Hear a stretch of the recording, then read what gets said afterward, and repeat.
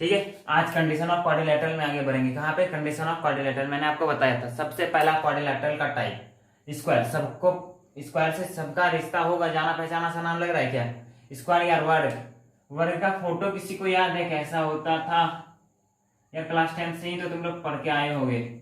वर्ग ऐसा होता था, यहाँ पे 90 डिग्री, जिसको थोड़ा सा एडजस्ट कर लेना। ठीक है। अच्छा, वर्ग में बता दो क्या होता था भाई? ये चारों आपस में इक्वल होता था क्या? स्क्वायर में यार चारों साइड जो होता है वो इक्वल होता है ना। अगर मैं इसको इस वर्ग को एबीसीडी स्क्वायर का नाम एबीसीडी दूं तो क्या इसको चारों साइड इक्वल होगा? यस। और एक बात और बताओ, क्या इसका डायगोनल ये D1 डायगोनल ये वाला AC और ये D2 क्या ये दोनों आपस में इक्वल होता है? हाँ भाई। स्क्वायर का क्या कंडीशन है? चारों साइड इक्वल होगा। पहला क्या स्क्वायर का कंडीशन क्या है? चारों साइड इक्वल होगा। और क्या कंडीशन है? डायगोनल इक्वल होगा। ठीक है, लिख दें इस बात को। डायगोनल इक्वल यानी AC is equal to BD। पहला कंडीशन क्या हुआ? AC equal to BD। AC is equal to BD यानी डायगोनल क्या होगा? इक्वल। डायगोनल एक इधर और एक इधर दोनों इक्वल होगा दोस्त। यस। और अगला कंडीशन क्या कहता है? इसके साथ साथ एंड, इसके साथ साथ ये तो लागू होगा ही, इसी के एक ही टाइम पे अगला कंडीशन भी लागू होना चाहिए। और वो कंडीशन क्या है दोस्त? चारों साइड आपस में इक्वल हो। क्या? चारों साइड आपस में इक्वल हो। जैसे देखो ना, ये जितना साइज का ये मार्कर इधर है, उतना साइज का इधर, उतना साइज का इधर, उतना साइज का इधर लेंगे तो वो क्या हो जाएगा? स्क्वायर हो जाएगा। और डायगोनल भी क्या हो? दोनों आपस में इक्वल हो। तो लिख दें क्या? AB equal to BC is equal to CD is equal to DA। Yes. तो ये हो गया स्क्वायर की बात। अब बताओ रेक्टेंगल। रेक्टेंगल यानी आयत क्या होता है? रेक्टेंगल इसी को जब थोड़ा सा क्या करते हैं हम लोग, इसमें थोड़ा सा इंप्रूव करते हैं। क्या? ये एंगल तो 90 डिग्री रहता ही है, बस होता क्या है कि इसका चारों साइड इक्वल नहीं होकर के आमने सामने की भुजा इक्वल होता है। जैसे आपका जो मोबाइल है उसका जो दोनों कॉर्नर है वो इक्वल होता होगा। ठीक है, तो ये दोनों आपस में इक्वल होगा, ये दोनों आपस में इक्वल होगा। ऐसे तो मोबाइल घना हो जाता है, बट समझने के लिए आप ऐसा समझ सकते हो। ठीक है, इसमें ये दोनों आपस में इक्वल है और ये दोनों आपस में इक्वल होगा दोस्त। नामकरण कर दें ABCD सर, नामकरण। हाँ भैया। और क्या इक्वल होगा रेक्टेंगल में? रेक्टेंगल में और क्या इक्वल होगा? डायगोनल भी इक्वल होगा क्या? यस, डायगोनल भी इक्वल होगा D1 और D2। ठीक है भाई। रेक्टेंगल और स्क्वायर दोनों जगह पे डायगोनल इक्वल हुआ नहीं हुआ यार? ये होता है, बचपन में पढ़ा होगा तुम लोग। ठीक है, AC is equal to BD। अगला कंडीशन क्या कह रहा है? एंड अल्टरनेट साइड इक्वल होगा ना, आमने सामने का। AD is equal to BC। इसके साथ साथ क्या लागू होगा दोस्त? AB is equal to CD। आई बात समझ में? स्क्वायर का क्या कहना था भैया? चारों साइड इक्वल होगा और डायगोनल इक्वल होगा। रेक्टेंगल का क्या कहना है? चारों साइड इक्वल नहीं होगा, आमने सामने का साइड इक्वल होगा। ठीक है, और डायगोनल इक्वल होगा। ठीक है। अब बताओ रोम्बस। रोम्बस जो है ना वो स्क्वायर का ही थोड़ा सा, जब स्क्वायर को टेढ़ा करोगे ना तो वो रोम्बस बन जाता है। रोम्बस को समचतुर्भुज कहते हैं। ठीक है, रोम्बस में क्या होता है, ये थोड़ा सा इक्वल नहीं हुआ चारों साइड। ठीक है, एडजस्ट कर लेना ना तुम लोग, मान के चलो ना चारों इक्वल है। ठीक है, रोम्बस में क्या होता है? चारों साइड सिर्फ इक्वल होता है। ठीक है, और डायगोनल इक्वल नहीं होता है। D1 is not equal to D2। ठीक है, नामकरण ABCD। हमें फिगर पहले बता देना था यार।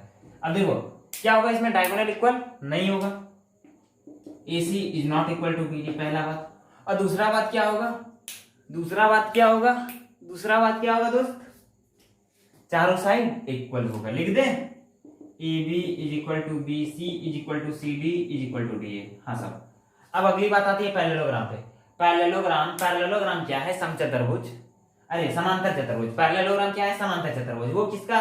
जब इसको थोड़ा सा टेढ़ा करोगे ना, इसके साइड को ऐसा रहने दो, इसको थोड़ा सा टेढ़ा कर दो। ठीक है, जब इसको टेढ़ा करोगे तो वो पैरेललोग्राम का निर्माण करता है। इसमें क्या होता है कि एंगल जो आपका 90 डिग्री हो रहा था वो 90 डिग्री नहीं रहता है। ठीक है, और क्या होगा इसमें?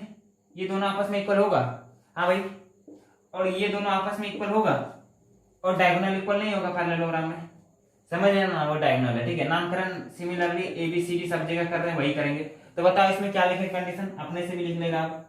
AC is not equal to BD and, और साइड आमने सामने का इक्वल हो रहा है ना, तो AD is equal to BC। इसके साथ साथ अगला कंडीशन क्या लागू हो रहा है भैया? AB is equal to CD। या राइटिंग थोड़ा सा एडजस्ट कर लेना। AB is equal to CD। ठीक है, तो मैंने क्या देखा अभी, हम लोगों ने क्या देखा कि स्क्वायर में क्या हो रहा है? चारों साइड इक्वल हो रहा है, चारों साइड इक्वल हो गया। और क्या? डायगोनल इक्वल हुआ, ठीक है। रोम्बस फिर जैसे स्क्वायर से आए कहाँ पे, रेक्टेंगल पे। रेक्टेंगल में क्या हुआ, चारों साइड इक्वल नहीं हुआ था, आमने सामने का साइड इक्वल हुआ ये और फिर डायगोनल इक्वल हुआ। उसके बाद जब रोम्बस और पैरेललोग्राम में आए तो वहां पे डायगोनल इक्वल नहीं हुआ था, ठीक है। और क्या हुआ, रोम्बस स्क्वायर वाला रूल ले लिया और पैरेललोग्राम इसका रेक्टेंगल का रूल ले लिया। बस कंडीशन दोनों में, इन दोनों में बता दो क्या डिफरेंस है स्क्वायर और रोम्बस में। यही ना कि भैया अगर साइड से हम लोग चले तो 90 डिग्री नहीं है एंगल से, बट साइड से चले तो क्या है, यहाँ पे डायगोनल इक्वल है और यहाँ पे डायगोनल इक्वल नहीं है, ठीक है। आ गई होगी तो बात समझ में। स्क्रीनशॉट लो, हम नोट पॉइंट इस पे लिखाएंगे, जल्दी से स्क्रीनशॉट लो भैया, ठीक है। तो भाई इधर देखो कुछ नोट पॉइंट मैंने आपके लिए लिखा है। डायगोनल इज इक्वल, डायगोनल कहाँ इक्वल हुआ था, अभी जस्ट मैंने आपको कंडीशन बताया। स्क्वायर में इक्वल हो रहा था दोनों डायगोनल, अरे जितना ई था उतना स्क्वायर में ये होगा। और कहाँ इक्वल हो रहा था, और कहाँ, ये रेक्टेंगल है, रेक्टेंगल में भी डायगोनल इक्वल हुआ।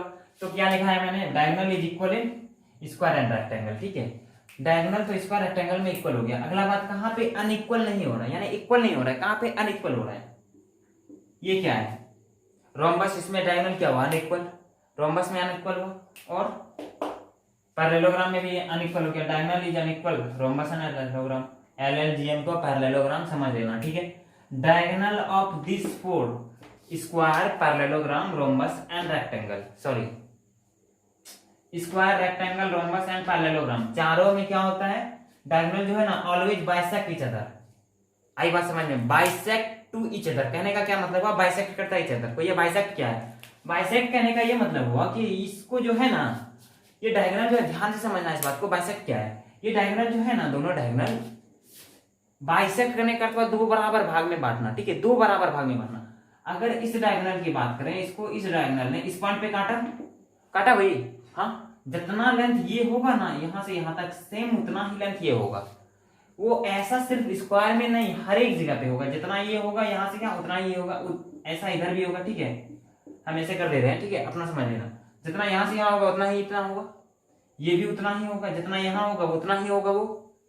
तो कहने का क्या मतलब है कि चारों फिगर का डायगोनल क्या हो रहा है, आपस में बाइसेक्ट कर रहा है, यानी दो बराबर भाग में विभाजित हो रहा है, ठीक है, दो बराबर भाग में इंटरसेप्ट कर रहा है, दो बराबर भाग में काट रहा है, विभाजित कर रहा है, ठीक है।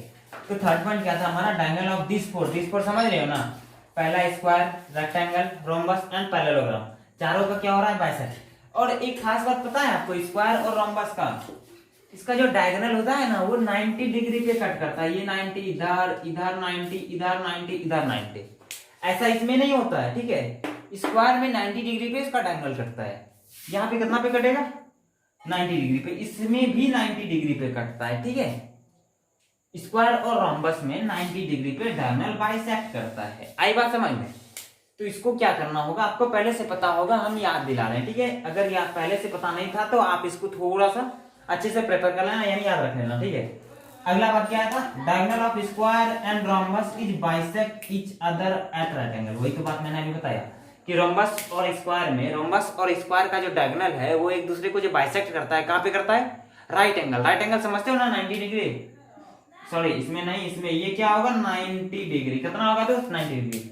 अच्छा एक बात और बता, इन चारों के बारे में क्या है कॉमन सा, जिसका इसका डायगोनल और ये डायगोनल, दो डायगोनल है, सबके पास दो डायगोनल है भाई, हाँ, ये दोनों डायगोनल जो है एक पॉइंट पे मिल रहा है, गौर कर पा रहे हो इस बात को, यानी को इंसिडेंट पॉइंट है, यानी इसका डायगोनल कहां पे मिला, दोनों का डायगोनल एक पॉइंट पे मिला, यानी को इंसिडेंट हुआ, यहां भी होगा।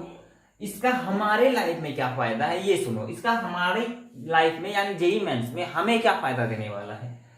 आप अगर सपोज करो कि तुमको ये डायगोनल का लेंथ दिया हुआ है, इसका मिड पॉइंट निकालोगे, जितना कोऑर्डिनेट इसका आएगा तो उतना ही ना इसके मिड पॉइंट का भी कोऑर्डिनेट आएगा ना।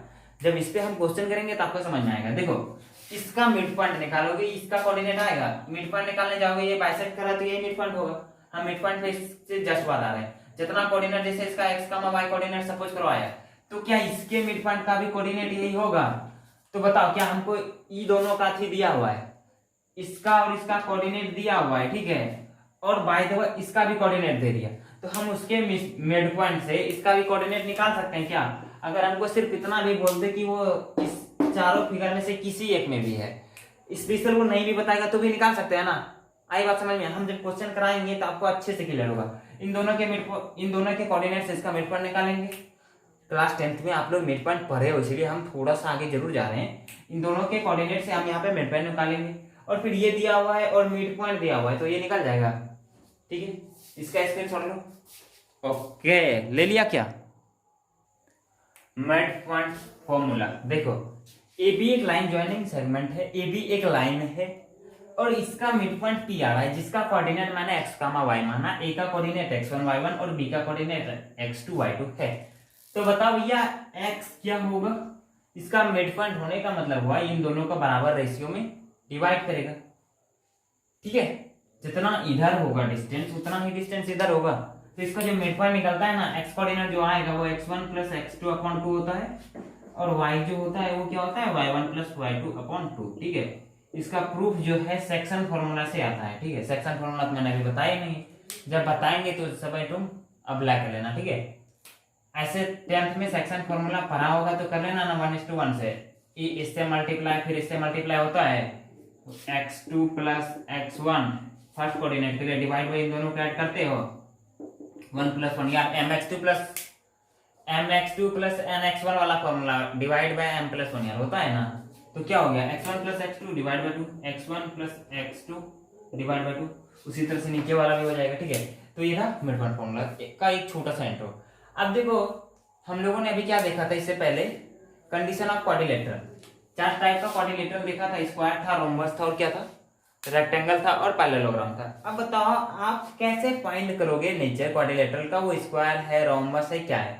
How to find this nature, उसका नेचर कैसे फाइंड करोगे। How to find nature, NAT nature समझ लेना, ऑफ क्यूब क्वाड्रिलेटरल समझ लेना। ठीक है, कैसे करोगे फाइंड, भैया सवाल है हम कैसे फाइंड करें। तो देखो क्वाड्रिलेटरल कोई सा भी होगा तो उसके बारे में तुम सबसे पहला बात क्या जानता है, उसके डायगोनल का मिड पॉइंट कोइंसिडेंट होगा। ठीक है, पहला बात हमने बताया था, लास्ट नोट पॉइंट वही था। डायगोनल क्या है, कोइंसिडेंट। डायगोनल का जो मिड पॉइंट होगा वो कोइंसिडेंट, यानी कि क्या होगा, जितना इसका मिड पॉइंट आएगा उतना ही इसका मिड पॉइंट आएगा। हाँ, अगर आपको क्या हुआ क्वेश्चन सॉल्व करने गए और मिड पॉइंट कोइंसिडेंट नहीं हुआ तो आप क्रॉस कर देना, बोलना भैया हम नेचर बताने के पक्ष में नहीं है, नहीं बता पाएंगे। और अगर कल को ये क्या हुआ कोइंसिडेंट मिल गया तो उसके बाद क्या करोगे, चेक करना क्या डायगोनल इक्वल हो रहा है। यस, अगर डायगोनल इक्वल हो गया तो वो हो क्या कह सकता है, या तो स्क्वायर होगा या तो रेक्टेंगल होगा। कंडीशन देखो कॉपी में, हाँ स्क्वायर और रेक्टेंगल में ही ना डायगोनल इक्वल होता था। अब दो बंदा तो पहले साइड हो गया, अब स्क्वायर और रेक्टेंगल में कैसे पता करें इन दोनों में से क्या है। तो चेक करना क्या चारों साइड इक्वल हो रहा है। साइड का जब लेंथ निकालने जाओगे अगर चारों इक्वल हो गया तो स्क्वायर होगा।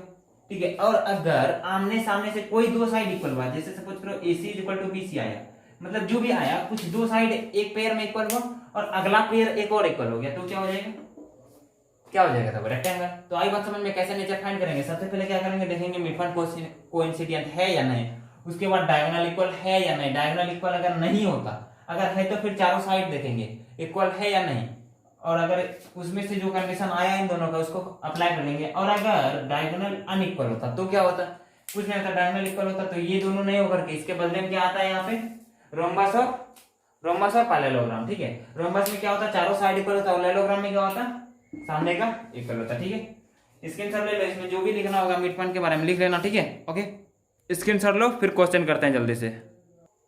ठीक है भाई, find the nature of quadrilateral with vertex A00 B30 34 04। ठीक है, कैसे करें, तो सबसे पहले क्या चेक करो, इसका मिड पॉइंट कोइंसिडेंट होगा या नहीं होगा। तो देखो यहां से मिड पॉइंट आएगा 0 प्लस 3/2, 3/2 आया। एक्स एक्सिस का मिड पॉइंट इधर देखो 3 प्लस 0/2, यानी यहाँ पे क्या AC और BD से मिड पॉइंट कोइंसिडेंट हो रहा है। हम देखो एक रैंडमली सा फिगर बना रहे हैं, A00 फिर 30, हमें नीचे लेना चाहिए था अभी 30, ऐसे कोई दिक्कत नहीं होता। ठीक है, उसके बाद C34 एंटी क्लॉकवाइज में चलना होता है। ठीक है, A04 बना लिए। अब बताओ इसका मिड पॉइंट कोइंसिडेंट हो रहा है डायगोनल का, चेक करके जरा बताना। इधर से मिड पॉइंट निकालो 0 प्लस 3/2 यानी 3/2 कामा 4/2 यानी 2। ठीक है, इधर से 3/2 कामा 2 आया मिड पॉइंट। अब इधर से चेक करो 0 प्लस 3 3/2 एंड 2, यानी कि मिड पॉइंट कोइंसिडेंट है, तो हम नेचर कहने के पक्ष में हैं। अब बताओ क्या डायगोनल इक्वल हो रहा है क्या, diagonal A B C B. अच्छा बताना जरा, डायगोनल के लिए एसी का लेंथ कैसे निकालोगे? डिस्टेंस फार्मूला से क्या होगा, दैट इज 3 माइनस 0 का होल स्क्वायर यानी 3 का स्क्वायर प्लस 4 माइनस 0 का स्क्वायर दैट इज 4 का स्क्वायर यानी कि 5 हो जाएगा। 9 प्लस 16 25 का वर्गमूल 5 होगा दोस्त। अब बीडी का जब निकालने जाओगे 3 माइनस 0 या 3 का स्क्वायर और इधर से 4 का स्क्वायर यानी 5 इसका भी आएगा। 3 का स्क्वायर प्लस 4 का स्क्वायर का अंडर रूट करके देख लेना दोस्त, 5 ही आएगा। ठीक है, अब जब ए बी निकालोगे साइड तो क्या होगा, ये तो 0 0 हो गया, ये तो 3 ही रह जाएगा ए बी। ठीक है, करके देख लो। और बीसी बताओ तो क्या होगा, बीसी 4 होगा क्या? देखो ये 0 0 हमने कैसे बता दिया, 3 y2 माइनस y1 करोगे 0 हुआ, x2 माइनस x1 करोगे 3, जिसका स्क्वायर और ओवर रूट दोनों कट जाएगा। ठीक है, और जब इसको करने जाओगे, इसका जब लेंथ निकालने जाओगे बीसी का, x1 माइनस x2 करोगे तो ये तो 0 हो जाएगा। और अगला बंदा 0 से 4 तक चला, 0 माइनस 4 यानी माइनस 4 का स्क्वायर और उस पे रूट, माइनस 4 का स्क्वायर 16 और उसका रूट करने जाओगे तो 4 हो जाएगा क्या? तो बीसी का लेंथ 4 आ गया। उसके बाद क्या था, सीडी।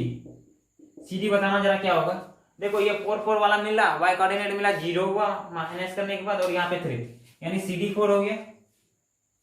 4 ही हुआ, नहीं 3 हुआ, क्योंकि 4 वाला तो मिल ही गया था। अब जब इसको निकालोगे क्या होगा, एडी। एडी हो गया 3। तो डायगोनल 5 आया और दो पेयर आपस में इक्वल हुआ। बताओ क्या होगा, डायगोनल पहले तो इक्वल हो गया, डायगोनल इक्वल हुआ तो होगा स्क्वायर या फिर रेक्टेंगल। अब चारों साइड इक्वल नहीं होकर के दो दो का पेयर इक्वल हुआ तो क्या होगा, रेक्टेंगल होगा दोस्त। RACTANGLE जैसे स्पेलिंग होता है अपना लिख लेना। ठीक है, अब देखो इसको हम एक दूसरे और थोड़ा सा ग्राफ के मदद से सॉल्व करके दिखाते हैं, जरा सोचना। कोऑर्डिनेट ऐसा दिखता है, हाँ इसमें तो किसी को दिक्कत नहीं है। ए पॉइंट कहां पे, 0 0 यहां मिलेगा, मूल बिंदु को कहते हैं 0 0।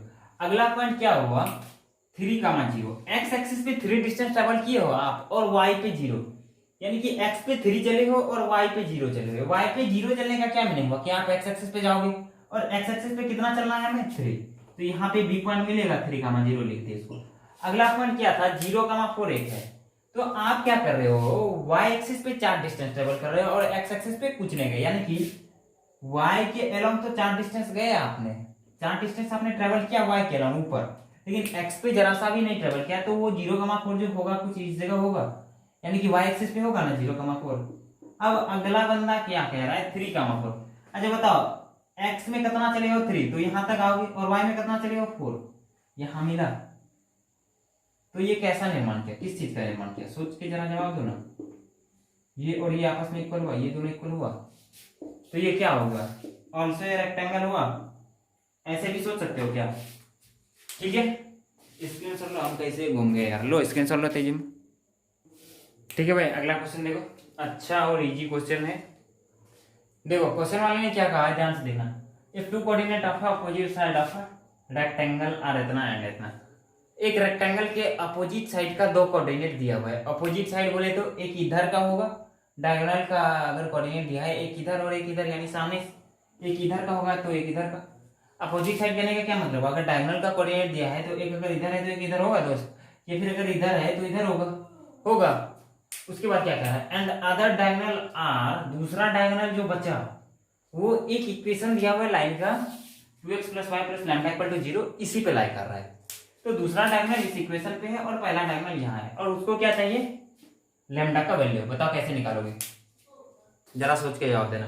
सबसे पहले तो इसका मिड पॉइंट निकालो, AC का मिड पॉइंट ऑफ AC बताओ क्या होगा,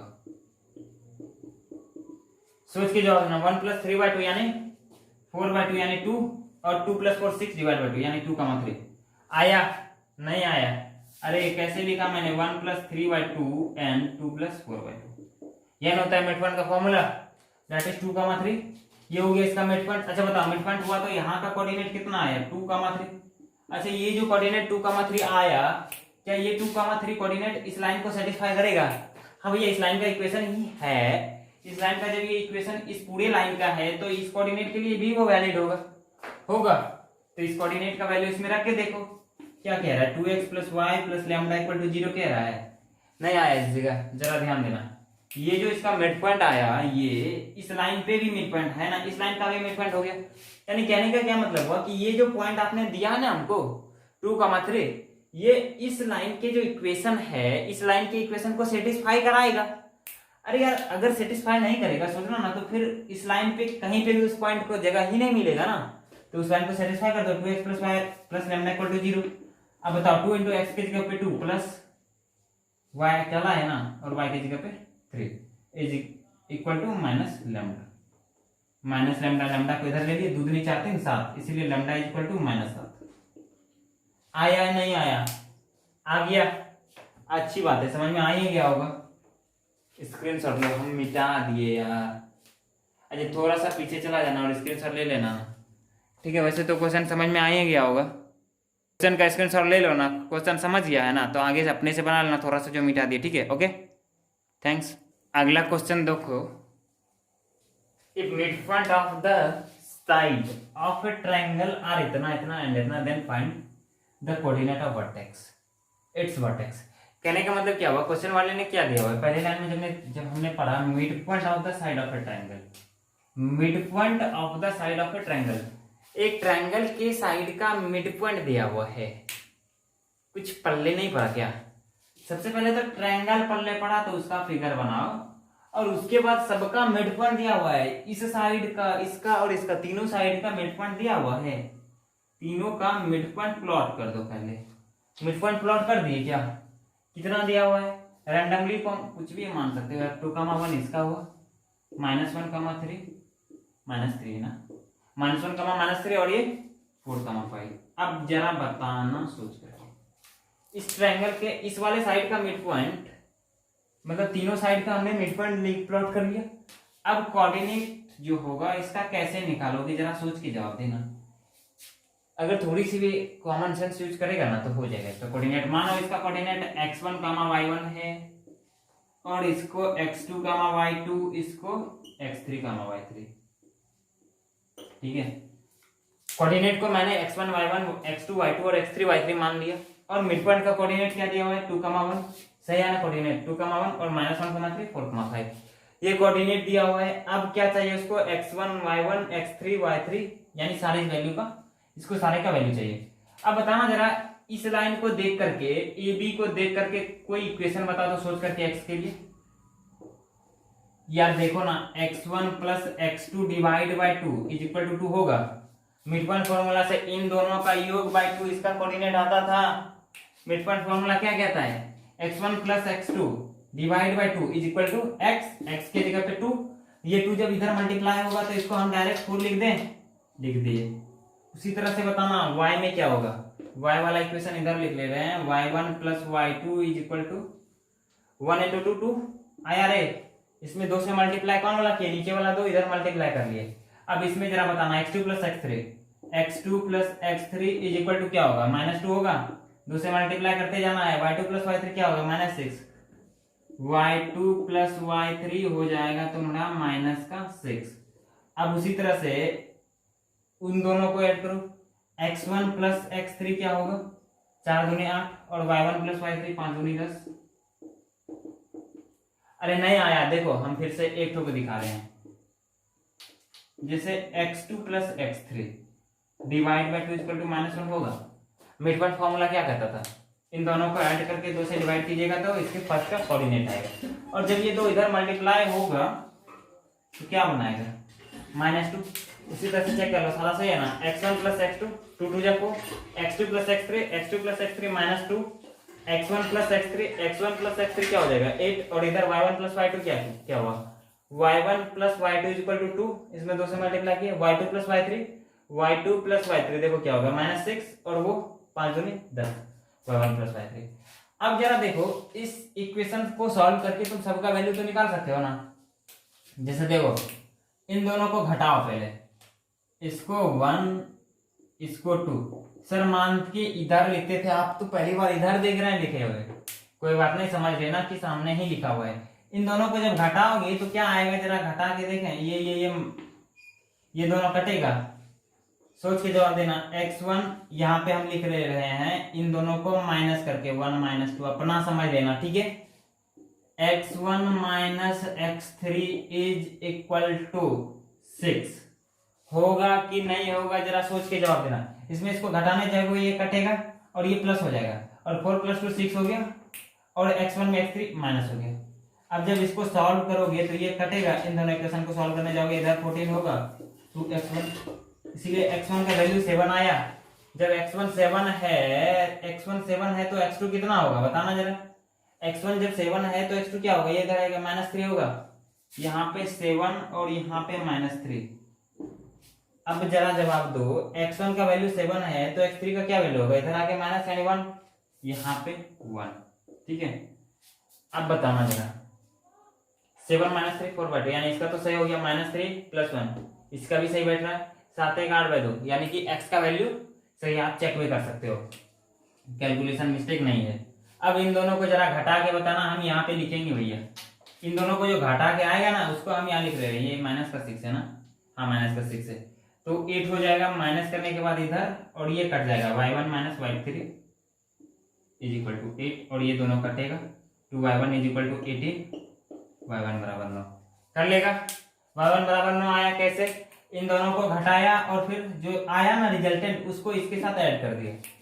ठीक है, y1 का वैल्यू 9 आ गया तो इस जगह 9 लिख दे रहे हैं।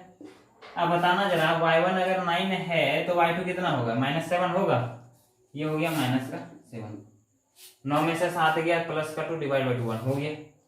अब जरा बताना y1 अगर 9 है और यहाँ पे y3 में क्या हो रहा है, प्लस के साथ y3 है तो ये इधर आएगा, 9 10 में से 9 माइनस होगा तो y3 क्या 1 हो जाएगा, 1, चेक कर लो क्या हमारा सभी वर्टेक्स आ चुका है करेक्टली रूप से। a का वैल्यू 7, 9, b का वैल्यू -3, 7 माइनस के साथ और c का वैल्यू 1, 1। ठीक है, ये माइनस नहीं है। ठीक है भाई, तो हम लोगों ने आज क्या कंप्लीट किया, कंडीशन ऑफ क्वाड्रिलेटरल के साथ साथ, रे कहाँ ध्यान है, कंडीशन ऑफ क्वाड्रिलेटरल के साथ साथ मिड पॉइंट फॉर्मूला।